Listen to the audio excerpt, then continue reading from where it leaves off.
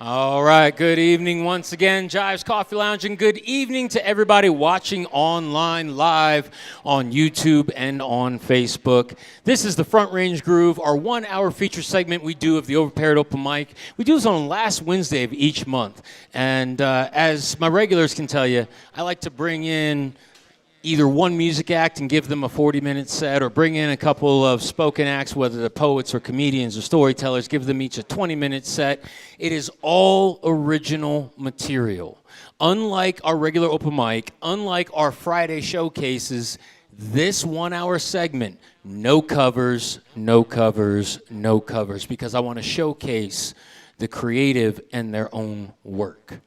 Now, part of that, I grew up watching listening room type environments like VH1 Unplugged, storytellers behind the music. I grew up on a lot of those things, so I like people to get to know the artist. So at the end of the set, that's right, we have two tonight, both of our features will be up here doing a brief Q&A, and we'll be talking a little bit about where they come from within their art and where they're going, what they're doing, what their inspirations are. So if you're watching online or if you're here in the house at Jives Coffee Lounge, I hope you guys stick around at the end of the show after the second poetry set so we can catch that Q&A, learn a little bit about our two features this evening.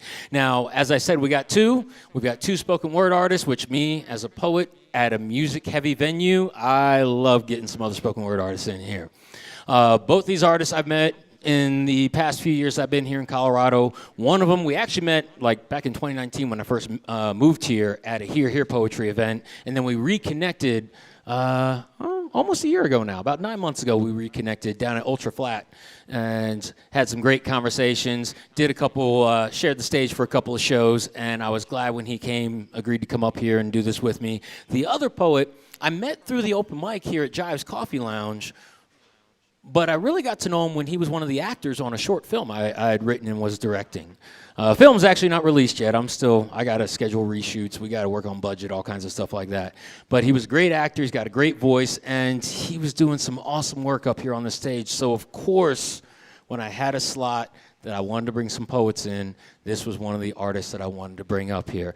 We're going to get them up here for you. We're going to get one up. He's going to do a 20-minute set, and then I'll come up and introduce the second 20-minute set. Then we're going to Q&A from there. At the end of the stream, before we go off the live session, I will be talking to you guys about our upcoming bookings as well as the Friday showcases. And for those of you that are here in Colorado Springs, if you come on down to Jives Coffee Lounge, 16 Cold Run Court in the old Colorado City neighborhood, right across from Bancroft Park, you can catch the rest of the open mic that goes on after the stream is done and hear about some of the writing prompts and stuff we're going to be doing coming up soon.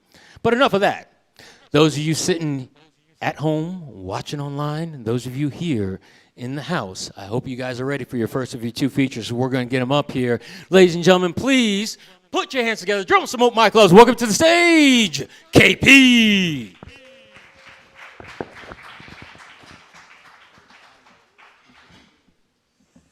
Hi, everybody who's here. I appreciate you guys for sitting here as I do whatever I'm about to do. I'm probably the most irresponsible artist that you will ever see. Kind of like a college student. I finished whatever I'm about to present right before I left to come present it. So bear with me. I've had some things on my mind recently, and I want to start this off with just something I wrote. It's for God specifically. Lord, I serenade you in my moments. All moments that you have made for me are given to you for your glory. I ask of you what you've asked of me, but I know that you will work through me in all of your mighty authority. Those I have let tame me, release me from their bondage. The men that have stolen power, give to them power that they cannot see, to escape the beasts in slavery. And for us who are robbed, bring the peace of power known only to those who bow to what is right. All right. That's for me mostly.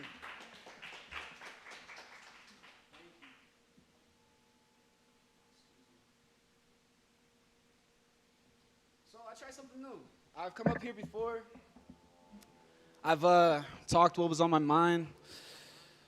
And I've never really had music in the background or anything like that. But there's some songs that resonate with me recently, as I feel like love has been something that's just been drowning me So in the poems I'm going to read, you're going to hear a lot of repetition, words like love, beauty. There's a lot of talk about, obviously women. But the biggest thing is remembering all of this comes from the same place. So this first one, my speech is not coherent when my words are not clear. My mind is a storm ruled by imagination when my thoughts reign. My eyes seek to search, yet my vision is neither near or far. Instead, I see all when I look, and you is all that I search for. And you is a woman, her nurturing nature, guiding me toward good health, the caring capture of her lure toward peace. And you is a woman. That skipped really fast, guys. I wasn't expecting that. She speaks on where I lie and brings me to an honest rest. She allows me to be and waits patiently as I learn to live. To the woman, I have already left with scars. To the woman, I do not wish to hurt. I'm sorry for the past, but passing pain brings me hope. For through the burning sun and the pouring rain, we find that beauty blossoms. In the cold that follows, my life freezes without you. I find I can only pass through the warmth of your light heart. For the woman is the flesh of my flesh. And so without her, perhaps I am less of a man. All right. That one, that one was on my mind a little while ago, a few months ago. I mean, the biggest thing is realizing that even as a man, I'm not one of those guys where you look and you see me just constantly obsessing over the woman in my life or obsessed over love. But at the end of the day, I don't know who we are without it. So I wrote, who am I if I do not need you? A liar. I have all that I need. In truth, I have you. Still, what am I not seeing? That something's hiding in me, causing me to long, too long for more. Yet for me, you are worth the wait. Or perhaps I've been lied to all along.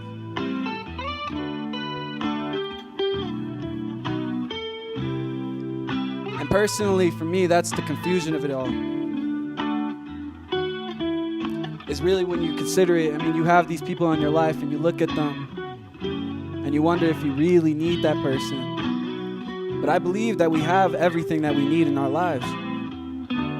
So if they're there, then it must be that I need that person as well. And if they're there for me, then they must need me too. And that's why I get confused with all the pride that gets in the way.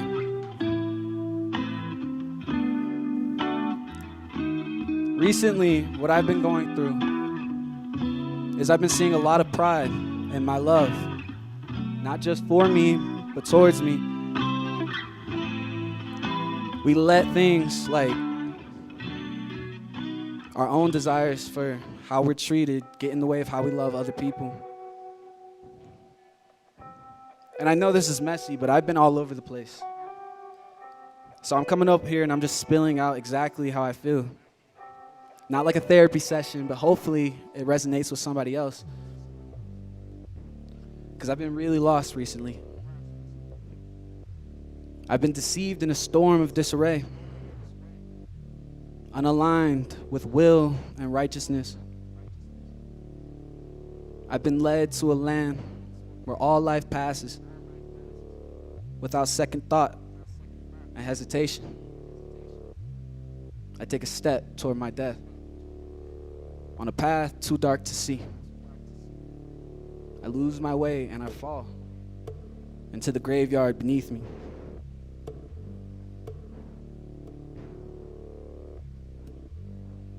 And I've been there before, in that place. It feels like a deep frequency, like you're swimming at the bottom of an ocean. Sometimes it feels like you're drowning, like you can't get any air in your lungs. But at the same time, it's beautiful because you look up and you can see the sun reflecting in the water. And down in that place,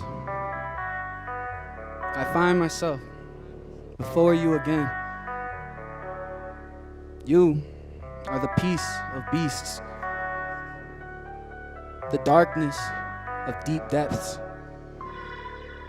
where a crossing of the heart is the death of one's soul. If my indecision keeps me from life, my fear brings me before you yet again. You may bring me to pass if I ask to die, for I fear the truth of such passivity. I have lost love and learned just how lost I am in it. It has brought me before you yet again, asking for a way to leave.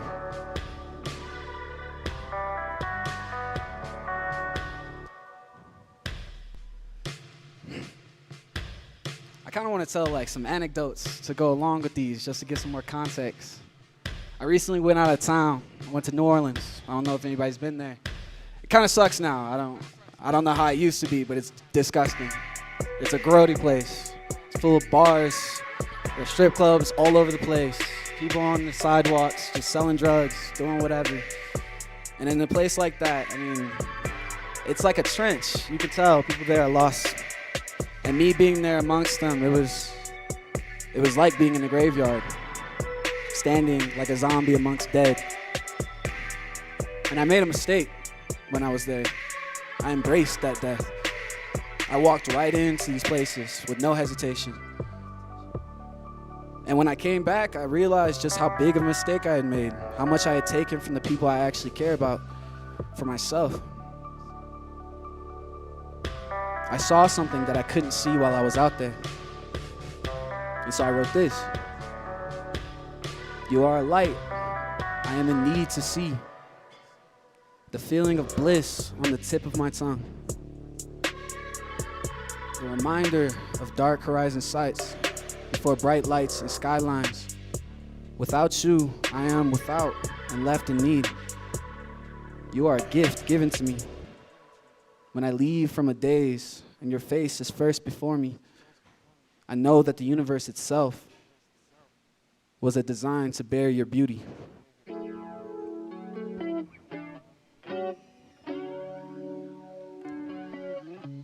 I'm really hoping that any of these words resonate with anyone. I know it's scattered, but that's how I felt. It's like each moment is just a pedal to the next. But I saw it when I came back. Coming out of that place of darkness, I saw the beauty in the people that I love and the woman that I love. She's as soft as the petal of a flower, as fragile, as beautiful, soft and sweet, stern, a stem, I apologize, strong enough to hold the beauty of beauty, the weight, mighty, with a soft face, gentle instruction, fragile to motion. I ask, may I shine upon you, breathe light into your pores, and breath into your senses. You sway in the wind and droop in the rain, and every drip dropped into my palm to carry back to you. I am here to refresh your heart, and your beauty is my bed, my rest, where I lay my head. But I realize even in my sleep, I return back to that place, that graveyard. I can't escape from it, even in my dreams. I wake up ashamed of myself after a good night. That's wild to me. It's like my soul does to sinning. I sin in my dreams. Even there, I am seen. I awake floating in between places and scenes, unknowing of where I've been. Because I can't remember it. That's the worst part. Is carrying around guilt you don't even feel absolutely responsible for because you don't remember making the decision.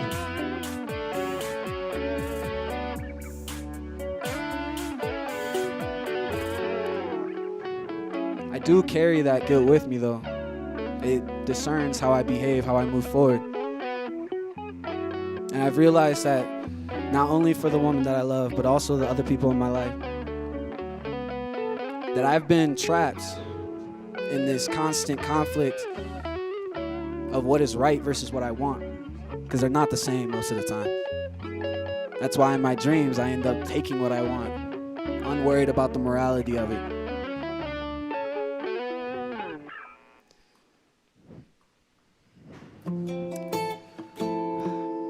I'm a little nervous, guys. My legs are like shaking like crazy. I don't know what's going on. I've done this plenty of times, but I've never like actually come up here with a group of poetry, just 10, 11 poems to read out to people, coming from one of the most fragile places in me, without a plan.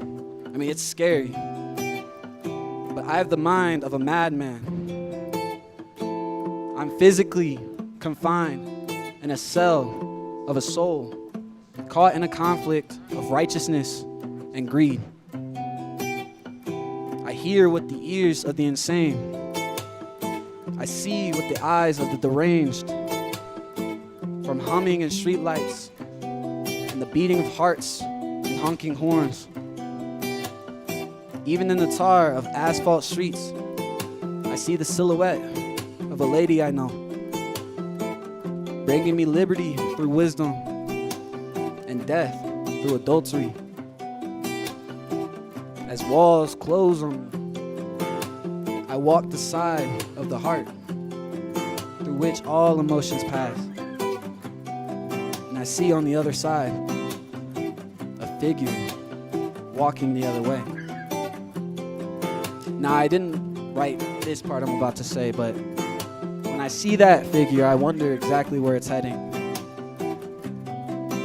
It's just in my nature, where people are going, what their direction is, why it is we're focused in the way we're focused.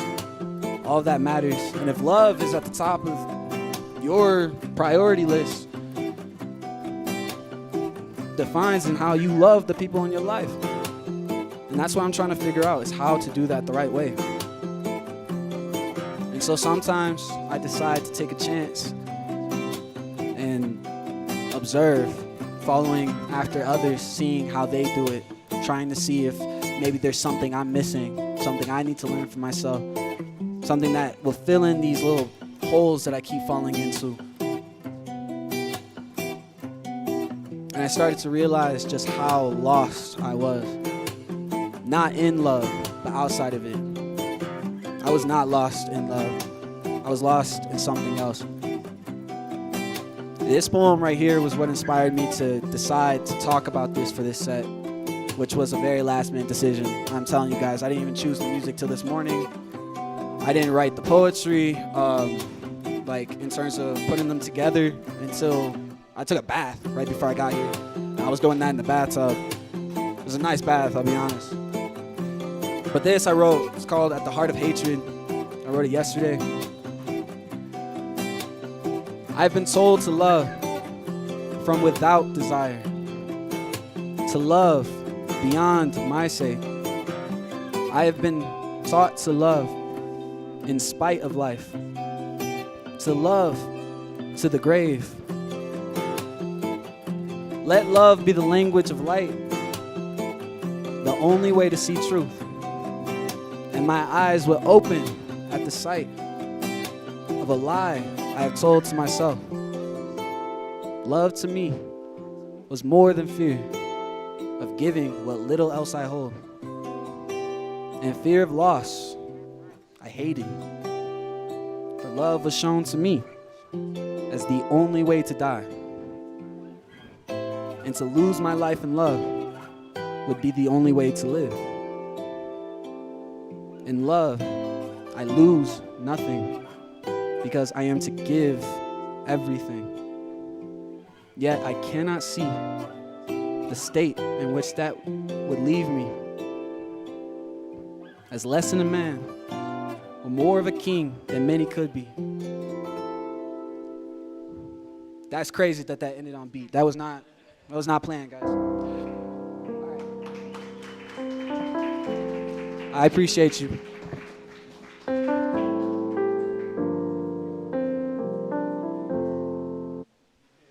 right, everybody, let's give it up for KP one more time, please.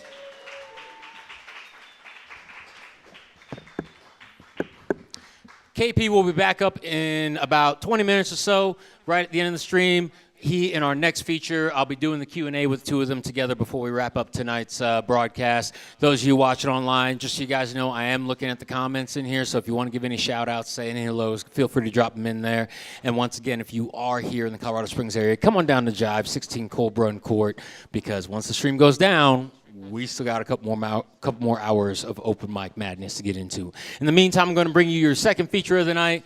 Once again, I'm excited because I got two poets in here. I don't get that too often when it comes to my live stream, so I'm happy about that. But like I said earlier, this artist I'd first met, really honestly first met him like 3-4 years ago at a Here Here event. But we reconnected last year, hanging out over at Ultra Flat at one of their events over there. Got a chance to share a stage, got a chance to connect on some things, and I'm so grateful that, like KP, he agreed to join for this feature event. Ladies and gentlemen, please put your hands together, drum some open mic gloves. Welcome to the stage, Midnight.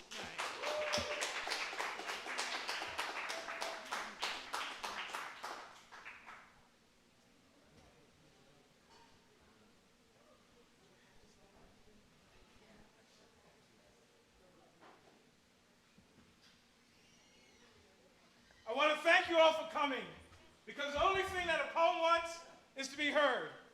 But I dare you to listen. Pay more than the usual attention. Become the intervention that can help teach our adolescents. You see, some of our teenagers have gone astray. Internally, they feel a certain way. Confusion means depression. I heard it's been said that absent fathers still teach vital lessons. And bullying gives you the personal view that you're less desirable. Powerless individuals. Teens succumb to sex, drugs, and drinking, giving way to suicidal thinking. And that's just the beginning. Rap lyrics are winning. Clip in the 9, gotta get mine, replacing real dreams with dreams of selling drugs. Being put into street life at 13, not sure if you live to see the age of 14. And parents, some parents aren't even parenting because they too are still children. So I dare you to listen. To the boys that buy pants that don't fit so that they can fit in. To the children that have the delusion that it's cute to wear high heels, tight jeans, and makeup. Little girls that envy adult women, underestimating the power of flirtation. In the meantime, you have grown men that want to fulfill these desires. When these desires become fertile, it gives birth to sin. But we can still teach our children, even when they're not listening, hoping one day they will remember. Instill in them self-esteem, morality, and life's realities. Teach them spirituality that can be passed on from generation to generation to generation. Again, I want to thank you all for coming, because the only thing that a poem wants is to be heard. But I dare you to listen. Guys, how y'all doing tonight? Y'all good? This is like medicine, man. Medicine. So I recently released a book. I released the book on February 1st, 2023. And the reason why I released it on February 1st, 2023 is because on February 1st, 1980 was the first time I was on stage and performed. That's what's up. I like haiku. Flick dime at homeless. Vet says, please keep your money. All I want is change.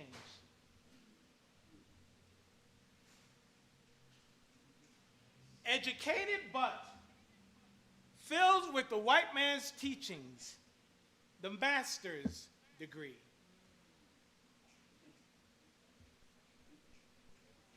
My mother birthed me, died before I was age 1. I have no nickname.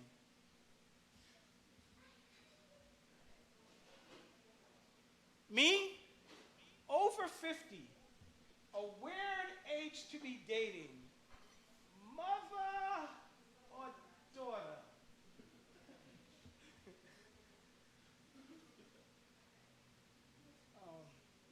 Let me give you a poem. What if?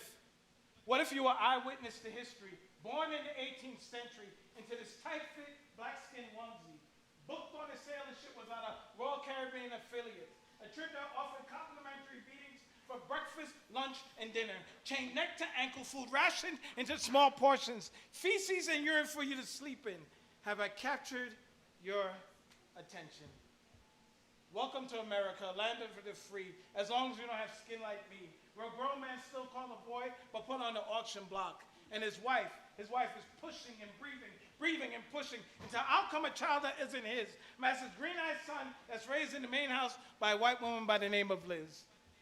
What if you were like me, born in the 1960s, where signs on doors still read white only, and peaceful protest stark movements, and black folks was arrested for disturbing the peace, simply because they wanted to buy something to eat, but could be forced to fight for country, yet the fight for equal rights in their own was still incomplete.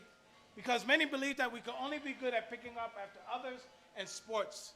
But could it be a possibility that I could run further and faster than you because Bloody Sunday dogs were let loose?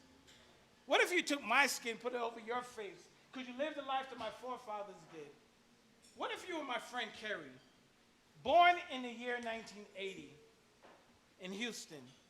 On his birth certificate, it reads, under race, Negroid. Houston, we have a problem. So I have a question. Would you rather live as a black man to the age of 100 or as a Caucasian to the age, or a Caucasian to the age of 50?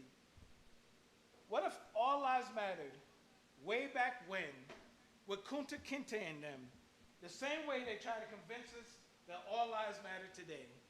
Then again, maybe all lives do matter when black lives are excluded. What if? What if? What if?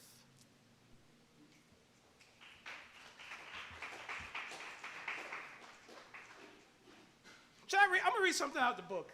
Where's the book? Here you go. Yeah. The name of the book is What's It All For? The first time my father saw me performed, and on our drive home, he said that was good, I enjoyed it. And his rhetorical question was, what's it all for? So that's the name of my book. So I actually have a title poem to the book. Here's the title poem before I get into something else. I do what I do. Some people say I do it well. But these words from you, I sometimes can't tell. I do what I do speaking to you as opposed to speaking at you is what I do. And I will continue to do with or without you. Plus, I don't want to hear my father's voice in my head anymore, asking me, Maestro, what's it all for?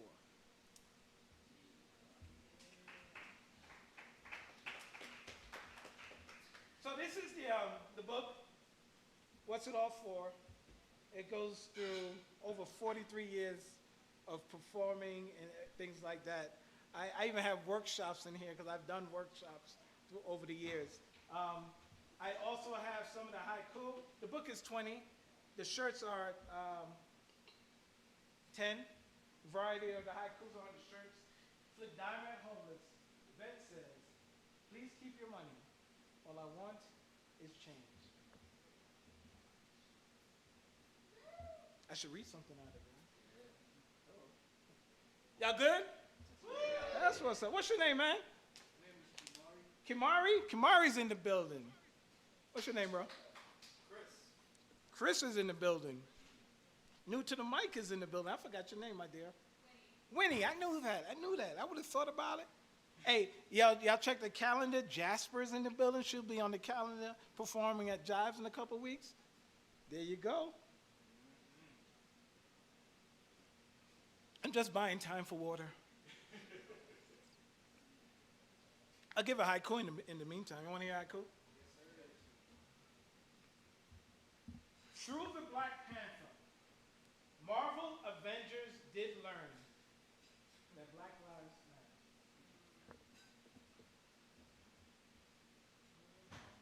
Kissing in public. She likes, but doesn't like it, since clothes must stay on.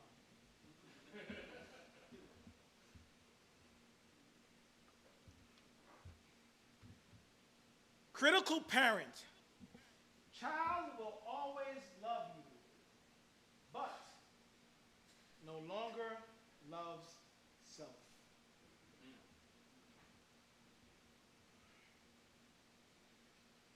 I love baseball. Baseball is my happy place. It is my ultimate happy place. So I had to write a poem about baseball. There's 2 poems in here about baseball. I don't have this memorized, so I'm going to read it from the book. And if I didn't read it from the book and I said anything, y'all like, oh, well, that's good. Because y'all don't know what it says. Let's go back in history when the world was not so much different. The date, April 15, 1947. Jackie Robinson breaks tradition, creating a new baseball game. Then Larry Reginald Doby would soon follow. The footsteps of tomorrow for one Henry Louis Aaron. See, he grew up in Jim Crow society, less opportunity, hitting bottle caps with sticks, swinging at rocks, breaking windows, his make-believe baseball games. The reality, racial segregation in public spaces, facilities for African Americans were without fail inferior, since Jim Crow institutionalized economic, educational, and social disadvantages. The evil that Henry, nicknamed the Hammer, went through provided a clearer view of what our country thinks of me and you. America tells us to work hard and not complain, believe in the American dream, give the best of your ability. But as he closed in on breaking the all-time home run record of Babe Ruth, he experienced American history. They, the KKK, Knight of America, wrote letters. Dear Mr. Nigger, if you do not retire, your family will inherit a great hit of trouble. To make it clearer, death. It seems that racism was chasing Aaron as he chased the record, having already witnessed the assassinations of MLK and Malcolm X. These variety of threats, only one needed to become true. Recognizing the importance of this movement for equality, Hammering Hank would not be intimidated. Let's go back into history. April 1974, baseball game of the week. Vince Scully made the call. What a marvelous moment for baseball, Atlanta, the country, and the world. A black man is getting a standing ovation in the Deep South. Before there could be no 2 different opposite men, Babe Ruth and Henry Aaron. There's a new home run champion of all time. His name is Henry Aaron. This could be seen all over the country and all over the world. I hope you are watching. Let's go back into history. January 6, 2020. White privilege still exists through domestic terrorists. Do you see this? Or do you see you and I gassed, shot, beaten while peacefully fighting again for equal freedom? Black Lives Matter. In the words of Vince Scully, this could be seen all over the world and all over the country. I hope you are watching.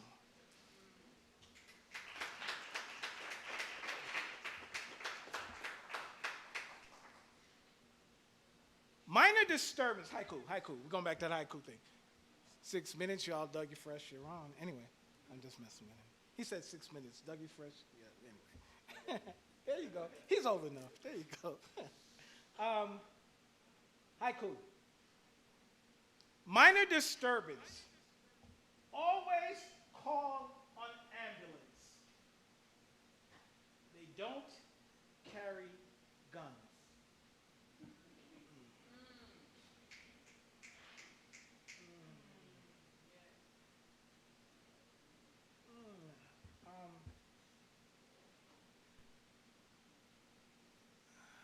I did that already. I think I did. I'm not going to do it again. So what I'm working on now is I have the haiku. I like haiku, obviously. I work a haiku followed by a short story to explain the haiku a little bit. So this is the haiku I'm working on with a short story. 4 black men at bar. 12 shots, none of them bullets. Still fits description.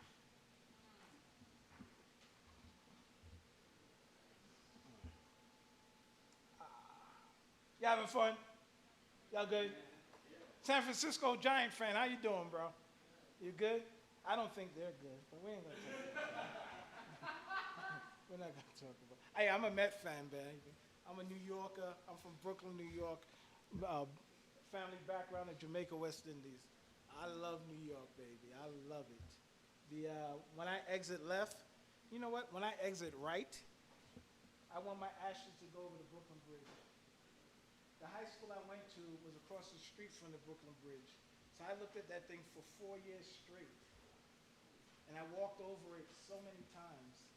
So when I go home and visit, I always walk over the Brooklyn Bridge before I do anything else. But October of last year, I walked over the Brooklyn Bridge for the last time. Because I said there'll be a time when I wanted to mark the time the last time I walked over it. Because I know that's going to be my resting place. And people were crying, laughing and having fun, taking pictures. And I walked over that bridge October of last year, and I cried. And I know this is where I want to be when I exit right. But I still go to the Brooklyn Bridge when I go home. And I don't walk over anymore. I just stay there and hang out for a little bit. How much I got? How much time I got? You got 4 minutes. Man, you know what? I'm gonna let y'all do this. Since I got 4 minutes, I'm running out of water. I could close with one of 3 pieces. And y'all tell me which piece y'all want to hear. Sexy Never Left, Native Tongue, or Evidence. Native Tongue, Sexy Never Left. Oh, Lord. I don't know if I got the minutes for it, man. Shoot. We can move fast. I mean, the longer you take the siding, the less time got. Huh? The longer you take the siding, the less time got. North Star just said, gave me the okay that I could do both of them real quick. So I'm going to give Native Tongue. I don't have it memorized. I can't even say that word. And then I'll give you Sexy Never Left.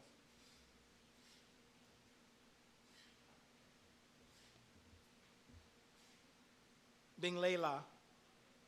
I wish I could speak in a native tongue because black history didn't begin with the western tip of Africa, Ghana, Nigeria. Places along the coast, making the transatlantic slave trade easy. Black men, women and children taken to pick and grow white cotton for the master's gold. Sold, hung, watched us burn. Then white folks in fancy clothes, slave television. Roots, watched by many but not remotely the beginning of our history. Ari Bonjani. I wish I could speak in a native tongue because rather than being taught what we should know about our history, what we think of ourselves and where we come from. So take a journey. Find out what happened before slavery because we know more about lions, elephants, giraffes, God's creation, beautiful, but what about the African people? We are more than malnourished, starving children with flies flying, never stopping to think why the television and movie screen focus history around Europe or Asia. Jefferson, Washington. How comfortable are you knowing the name of individuals that owned our ancestors as slaves? What if they had streets named after them? Watch how they were praised in your classrooms and being asked to shh. It's not the time, but time overdue, because from K to 12 we are taught about enslavement, colonies, systems that erased our identities. Missing is the true history of blackness in our children's classes. Minimizing gross violence as if we were the cause for these riots. Truth be told, there is more to our history than oppression and suffering. Molu Onjani. I wish that we could speak in a native tongue, sit down on ground as storytellers tell us the true history of our ancestors, the beauty of Kenya, the Congo, Zimbabwe, an adventure in culture where kings and queens sat on thrones, down the path of a mental and spiritual transformation, learning about Ghana and the nation of Zulu, know thyself, an inscription often printed and written in the Egyptians in their temples. Fruit and grove turned into civilization. Pyramids stood in mathematics well before any known philosopher. Resurrect the spirit of our ancestors, because we came from greatness in order to be great. I wish I could speak to you in a native tongue, tell you more about our history, because it's not just the land from which our ancestors were taken from.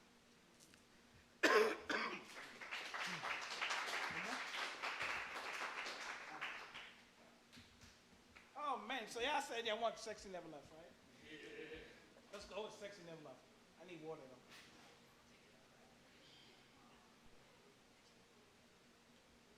Did y'all notice I'm getting dry? Question: what makes a woman sexy?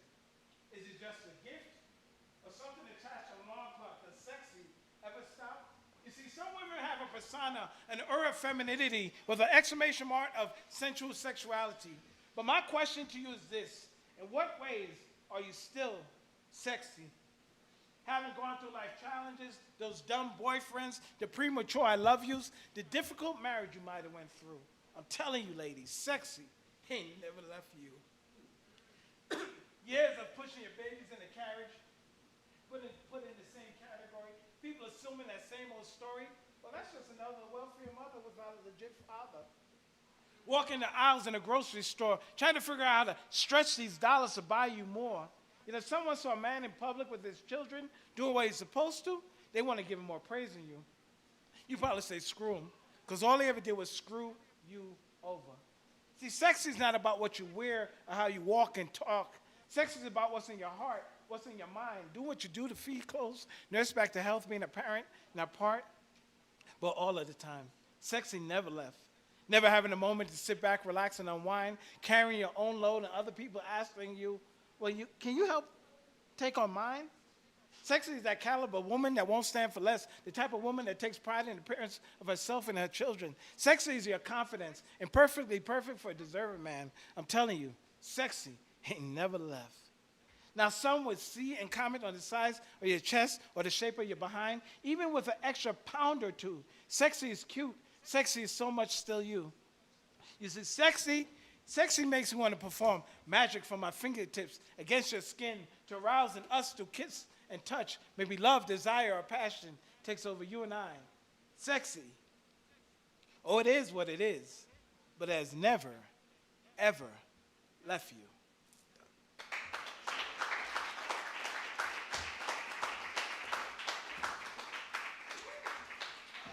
Let's keep it going for Poet Midnight, everybody, please.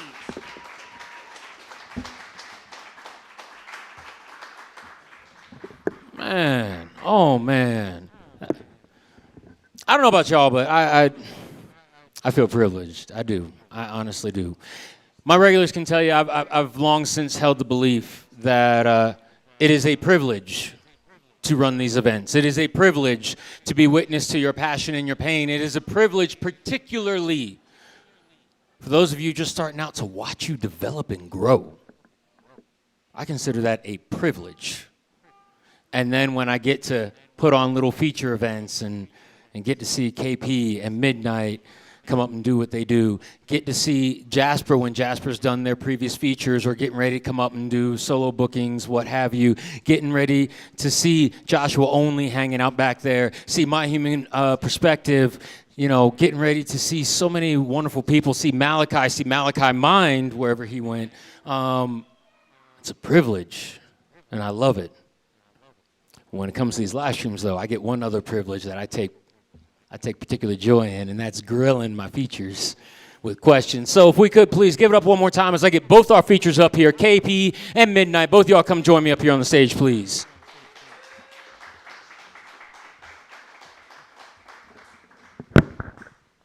All right, I'm going to do a little pass the mic with the two of y'all.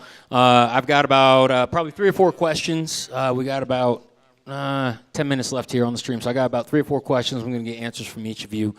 And just remember, you know, this is whoever's watching this online, whether they're watching now during the live recording or whether they're watching later, whether they're watching the feed sometime later, this is a chance to get to know you outside the performance. All right, so that's kind of where I'm going with. And since we started off the evening with KP up here, first question, we're going to go over here to Midnight, and then KP, same question is going to be directed at you. See now?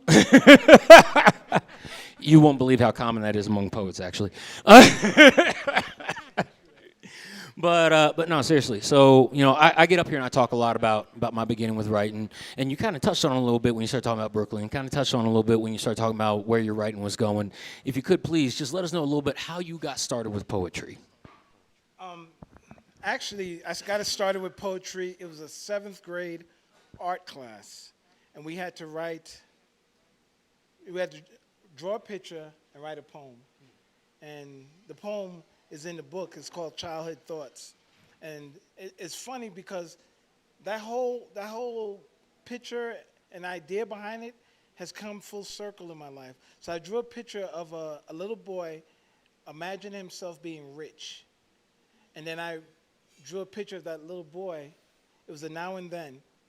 And I drew a picture of that little boy on an unemployment line.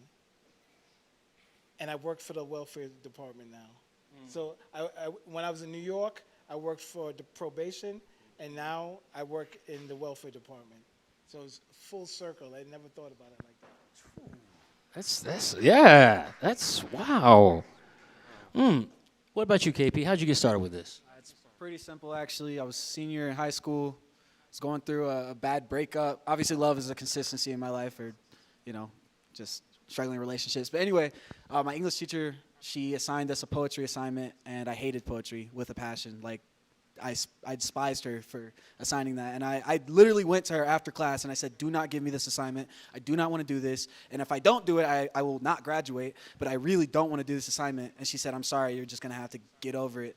So I went home, and it was, I don't know the type of poem that it's called, but it's when you take a pre-written piece of work and you just mark out words. So I just chose words out of it, and the way I was shaking up here when I just read that, it was like 10 times worse. And my ex-girlfriend was in the class, and I had kind of like written the poem, feeling those emotions, and I had classmates I had known for like 9 years, and I almost cried in front of everyone, and that was when I realized, like, wow, this is the most vulnerable I've ever been in my life. And that was the first time I ever felt something like that, so just kept going. That's awesome. Thank you. Thank you. You know, it's kind of funny because I listened to each of your answers, and in my own way, I got a connection to each one. I know you've probably heard me talk about it before. If not, on the open mic, we were probably talking about it when we were filming WOW. And that's, you know, for me, it was a teacher. It was a reading teacher in middle school, Vern Waskovich. And I remember the first time I watched Dead Poets Society, that whole bit between Ethan Hawke and Robin Williams, that was like me as Ethan Hawke and Miss Fern Waskovich as Robin Williams. We went through that whole exchange, and it was not unlike that, And then the full circle thing, my pen name, my stage name, North Star. It started with me feeling a certain kind of way, and then one day when somebody was asking me about it in an interview for one of the newspapers in the area I was in, I realized in my answer, I actually went from looking for the guiding light to being willing to step into that role, and it's crazy how things come like that, So let me ask, when it comes to looking back over your bodies of work, all right?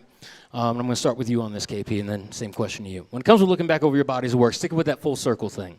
I always tell people that you hold on to those pages that you write, and in time you will find perspective. Have you found things like that in your work, whether it's something you wrote 6 months ago or 6 years ago? Yeah, for sure. Honestly, I think journalism, or not journalism, but journaling is something that everybody should get into. Because for me, when it comes to poetry, I would prefer to be called a spoken artist, whatever you called it, just because I feel like when it comes to like that type of poetry is crazy, because I can't do that. I can't just come up here and recite stuff off the top of my head. I write because I have something to get off of my chest or out of my soul. And so the stuff that I came up here with, some of that was written yesterday, like I said. Some of it was written last week. Some of it was written last month. Some of it was written last year. And all of it was just part of a journey to where I am now, which is kind of like this, reawakening and understanding of love. But, seeing that journey, I think, for me, helps me realize exactly how far I've come and how much further I have to go. And so, yeah, exactly. All right. What about you? Any full circle moments in your poetry? I think I strongly believe if you're a poet, you should have like opening pieces if you're going to perform. You should have your closing piece if you're going to perform. You should have your signature piece. And for example, Sexy Never Left, that's my timeless piece. You should always have a timeless piece. Someone could take that poem and say it 50 years from now, and it's still relevant. And that's just creating range for yourself. Timeless piece, signature piece, it just makes sense to me. There we go.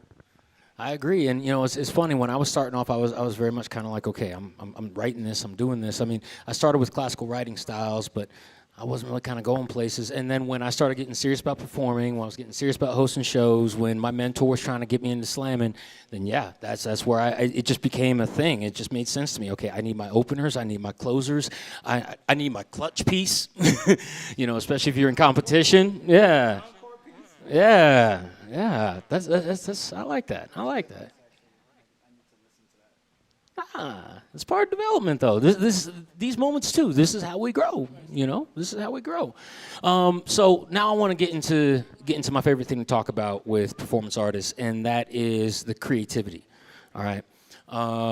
Me, I've always said I don't write the poetry. Poetry writes me. I put pen to paper. Sometimes I sit down knowing what I want to write, especially if I'm given a prompt or a challenge. Other times it's just there's something in here and I want to let it flow. Do you have a particular approach to writing that you like to take, something that might help somebody out that's in here listening or watching online? There's a variety of things. When it comes to performance, I believe there's 4 pieces of poetry: pace, pitch, power, and pause. When I'm memorizing a piece to perform it, I practice the piece if I'm talking to that little kid over there. I practice the piece if I'm talking to high school students, college students. I practice the piece if I'm performing it for people my age. I practice the piece if I'm performing it in an old folks' home. So I'm going to get my pace, pitch, power, and pause. And the thing about for example, in the poem where I said absent fathers, I do pause, and the reason I pause because the audience is going to say, you don't know nothing about my father. I had my father. I never met my father. But when I come back, whatever direction you're in in a relationship with your father, everybody will agree, absent fathers still teach vital lessons. So you're just boom, boom, boom, making points. So I believe that every 10 lines in a poem, you say something that brings the audience back to listen to you. And that goes for an essay, that goes to a speech, that goes to an interview. I do workshops in which I could care less if you ever write a poem again. But if you take away pace, pitch, power, pause, and apply it to different parts of your life, it makes sense. I did my job. You know, I don't know why it never occurred to me the way you just phrased it right there, pace, pitch, power, pause. I've been trying to describe it to people for years, and I love that. I love that you went there with that. The way you described that there, that was perfect. Now, with you, writing style, and the way you approach it, anything you want to share with that? Yeah, for sure. First, I want to say Midnight, you were preaching, and that's, yeah, because for me, it's really just sit down and hope not to cry. But no, really, it's like, yeah, exactly. I kind of have a person I'm speaking to, whether it's God or, not to go into in depth with one of the poems, but like the one where it's like I returned to you yet again, where I was in that dark place. That was kind of like the deep frequency, the peace of beasts, like I said, where the beasts sleep. And that to me is a side of God as well, but it's kind of that more like heavy side. And so when I wrote that, it was just a conversation I was having. And that's how I write my poetry, is I'm having a conversation with whatever it is that I'm dealing with. But going forward, like I'm definitely gonna work harder to make sure I'm looking at that format and the structure and the 4 P's: power, pitch, pace. All right, yeah, I gotta figure that out. Pace, pitch, power, There you go. But yeah, no, it is very much a conversation too. That's one of the things that I was just actually having that conversation with somebody about a month ago. Friend of the venue, former barista here, Emma. We were doing a writing session over at the apartment, and we did a little bit of reading. And one of the things I was telling Emma was, this is a conversation. Whether you do it in haiku, whether you do it in sonnet, whether you do it in beat prose, this is a conversation. And so I love that you hit that, and I love that you got that vein in you. And I got a couple more questions. Just want to get through a couple more questions, then we got to bring down the stream and get back to the sign-up sheet. Next question for each of you is going to be, what has poetry, specifically your time as a performance poet, all of it, the writing, the performing, all of it, what has it opened your eyes to? That's a good question. I would say for me, honestly, like, it's shown me just how much I have to learn, especially being around other performers, other poets who obviously have a lot more experience under their belts, a lot more, consideration to what they're writing in the regard of its format and how they present it. So it's been inspirational for me, just seeing how much work I have to put in. The fact of the matter is like I was unprepared to a degree when I came in, and that's just been my life. And so now I'm on that route to go back into, because I used to be hard, like with writing in general. I can write essays very well. I can write I can write very well outside of poetry. That's the one thing I haven't really studied for. And seeing Midnight up here and him breaking it down like that alongside other performers I've seen months ago, it's just, I have a lot to work on. And I find that motivating. I don't think that's depressing at all. That to me brings me up. So. It's all right. The better you get, the more you have to work on, but you embrace the challenge. So you're on the right track. You're on the right track. What have you learned, Midnight, from poetry? Oh, Lord. I learned how to cope with divorce from poetry, 'cause I had to write about it. Nah, I'm just joking. Wow, what have I learned from? I think I learned more about different aspects of life. I learned more about myself to some degree, of course. I learned how to be creative. I try to think outside the box, because if something happens on the national scene, for example, George Floyd, then everybody's writing about it. I don't want to write about it. I could write about it in a different way. There's a poem in the book entitled Evidence. It looks at crime in a different way versus, just the obvious.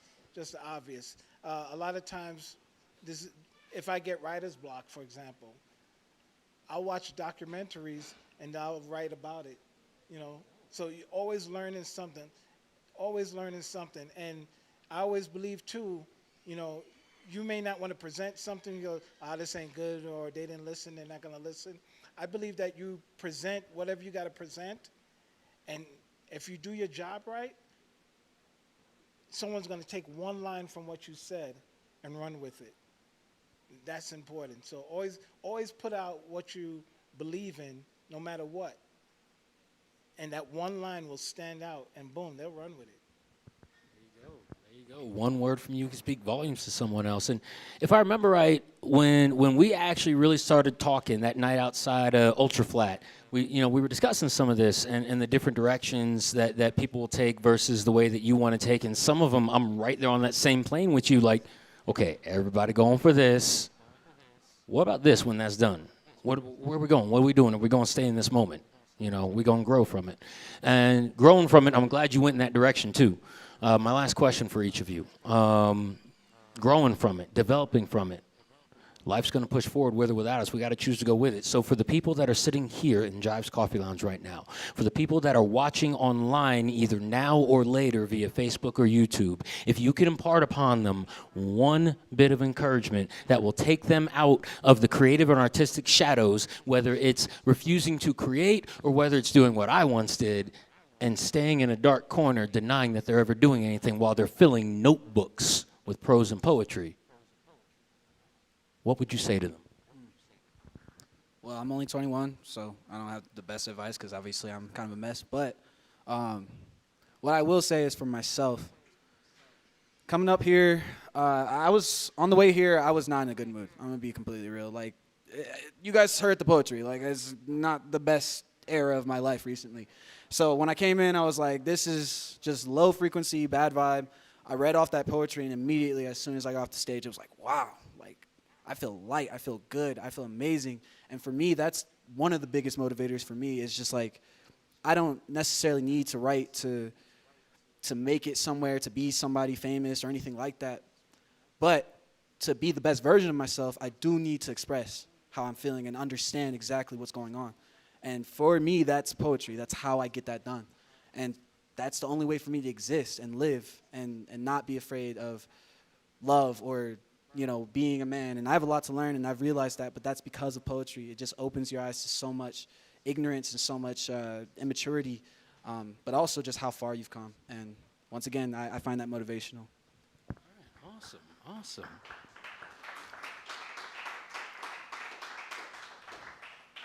Anybody sitting here in Jives, anybody watching online now or watching the recording later, if you can give them one bit of something to encourage them to come out of those shadows, step into the light, onto a stage, up to a publisher, whatever the case may be, what would you say? I mean, I said some things that reflect on that, but I also believe that in life, we go through different challenges, and we feel like we're going to give up or whatever the case may be. But you got to know and recognize that somebody else along the way, thousands and millions of people, have gone through the same thing that you've gone through, and they've got through it. So if they could do it, you also can do it. Because I feel like this. If you give up, you know how the story ends. But if you keep fighting, you get to write more and more chapters. Rewind. Yeah, and it just makes sense, man. I want to exit right. I'm not exiting left. If we want to concentrate on exiting right, live our lives right, do it right, do it the way we see to leave a legacy for somebody. Do it right. Don't do it left. And you just keep living through, your words, your actions. Something that I said, then you say it. I exit, he say it. And you just keep living through your words or your actions. You don't know where you plant a seed for somebody to go back and think about and like, you know what? That one dude or that one lady made sense when they spoke to me. And that's how you live, man. I'm never gonna die because if I write books, I'm never gonna die, man. I don't want to die. I'm never. They could just like, yo, go back in 20 such and such. This dude named Midnight. He wrote this book and he had workshops in there. Go check it out. Boom. Did my job. Just like that, folks. Just like that. Let's give it up one more time for KP and Midnight, please. Fantastic, fellas. That was fantastic. Thank you very much. Appreciate you. All right. Folks, don't forget, you can go ahead and you can check them out. KP, you can find on Instagram at youtheword.KP. And Midnight, you can find by looking up Poet Midnight 00. Look them both up on Instagram. Midnight's got his website address up there on his Instagram. You can find all kinds of stuff from these folks. And if you are here in Jives, hopefully they will be sticking around for a little bit. Go ahead, talk to you guys. Check out the book Midnight's got, all that other good stuff right there. We're going to drop off the stream, so if you are watching online, your screen's about to go dark here in just a moment. But for those of you here in the house, we are just about to get back to our regular open mic shenanigans. So I hope you guys stick tight with me. For my online folks, don't forget you can catch us here at the end of next month, the last Wednesday in June. We've got a music and poetry duo coming up here for you. That's Dash and Austyn Blankman. And then in July, I've got comedian Glen Melin, and I might be sneaking in a little poet up there with them as well. So make sure you guys check that out if you want to keep up on that, as well as our Friday bookings where we're looking at Arisa coming up soon. We're looking at Malachi, who if you're here in the house, you're going to hear from him a little bit later. We're looking at Jasper Rose coming up soon for the Friday showcases. You can find all that information by going to Jives Coffee Lounge. That's either Jives Coffee on Facebook or jives.coffee.lounge on Instagram or TikTok, as well as on their website where you can find the calendar, find all that stuff. You can also check me out at Poet North Star across all social media, at the Overpaired Open Mic on Instagram, or join the Overpaired Open Mic Facebook group. DM me, hit me with your questions. I will get back to you as fast as I can. Make sure you got the information you need. In the meantime, for those of you online, have a good night. Thank you for joining us. I hope to see you guys next month. For everybody else in here, just give me a few minutes and we'll get back to the sign-up sheet. Thank you.